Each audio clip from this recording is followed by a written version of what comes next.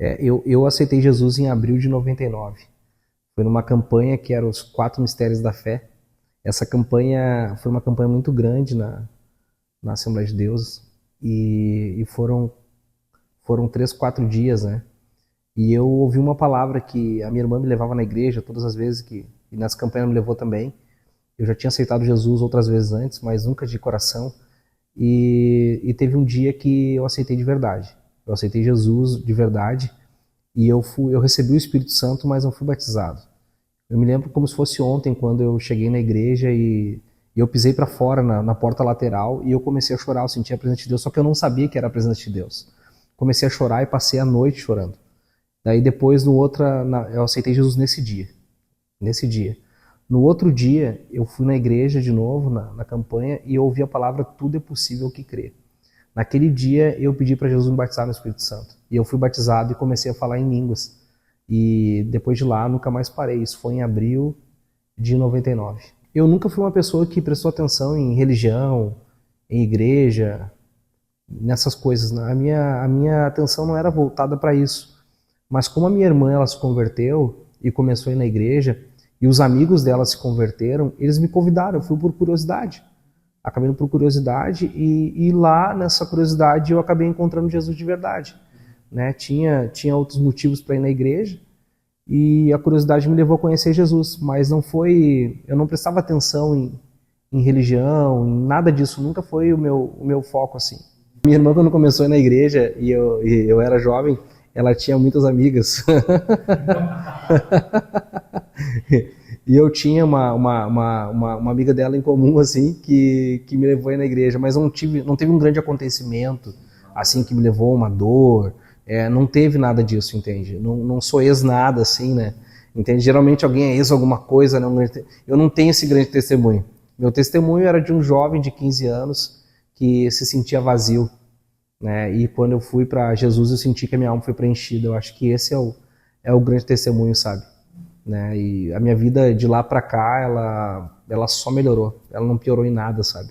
Eu só tenho a agradecer a Deus. Eu sempre digo que nesses 25 anos, vai ser 26 agora ano que vem, minha vida só melhorou. Eu só agradeço a Deus, né? Porque eu nunca me arrependi de ter aceitado Jesus em abril de 99. Ele preencheu minha vida completamente, porque antes de Jesus eu era muito tímido.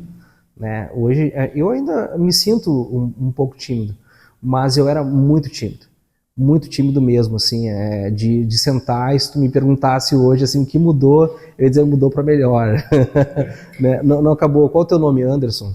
Né? E eu era uma pessoa bem tímida, assim, né? Tinha alguns complexos, a gente veio de uma família muito pobre, a gente passou muito trabalho passei muito trabalho na minha infância, também adolescência, meus pais se divorciaram, meus pais não são cristãos ainda, meus pais se divorciaram cedo e meu pai, ninguém na minha família é cristão, assim, nem de vô, nem de avó, nem da parte de pai, nem de mãe. Eu sou o primeiro pastor da minha família, né? Então tudo isso mudou essa questão geracional, sabe? Eu acredito que se rompeu algo na nossa geração e agora, a partir de nós, meus filhos, os filhos dos meus filhos, até 1000 gerações, como diz a palavra, eles vão ser impactados por isso, sabe? Eu acho que isso é a grande bênção que eu recebi, foi essa, né? E Jesus colocou o Espírito Santo, né? O espírito de ousadia, de intrepidez, essas coisas mudaram completamente. Eu acho que mudou mais a minha mentalidade, sabe? Porque eu estava envolvido num lugar que parece que nada mudava, né? E Jesus mudou completamente a nossa vida, o nosso pensamento. Eu acredito que mais foi essa mudança foi transformadora, né? O ambiente em que eu morava, em que eu vivia, não era um ambiente favorável para grandes mudanças. É um lugar que nada muda, né? Nada mudava. Eu olho a grande parte dos meus amigos, né, não conseguiram dar um segmento na vida e ter uma relevância ou algum tipo de sucesso, assim, sabe? Porque ficaram, né, estagnados. E a grande sacada não tem nada a ver comigo, né? Eu vejo que o que mudou mesmo a minha perspectiva foi Jesus. Porque se não fosse ele, quem sabe eu ia estar lá até hoje.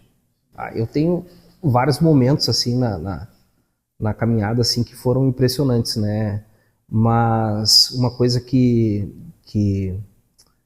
eu não esqueço assim nunca, e foi uma coisa muito importante para mim, eu nunca vou esquecer o dia que a minha filha foi batizada no Espírito Santo dentro da nossa casa, né? Foi num dia de Connect, né? Um dia da nossa célula, E era uma célula normal, tinha algumas pessoas lá em casa, e era um desejo do meu coração que os meus filhos recebessem isso em casa, sabe?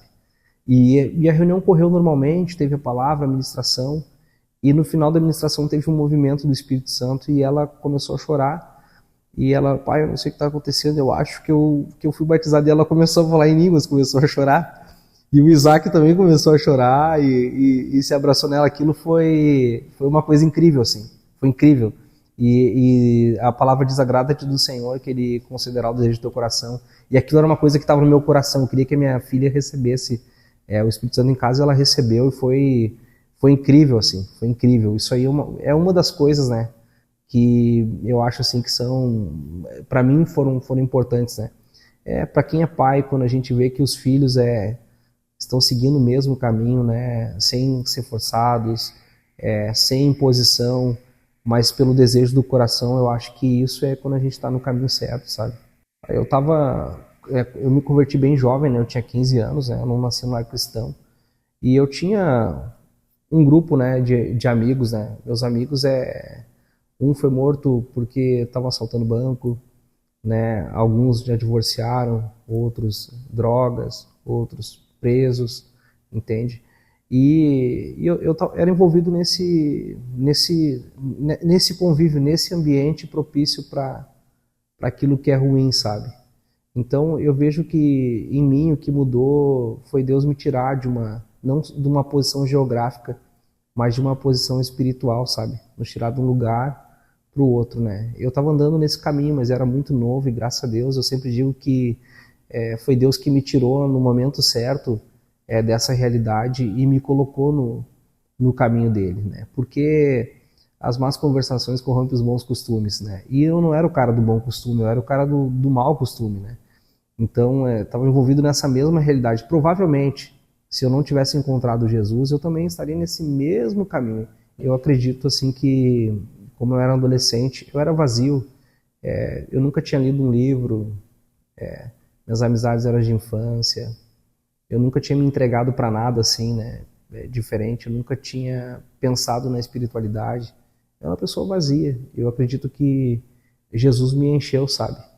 Deus me encheu, me deu essência, porque essa essência eu não tinha ela, né? Então eu sempre digo que o que a gente tem de melhor vem de Deus. O pessoal olha, tem algo bom, não é nada nosso.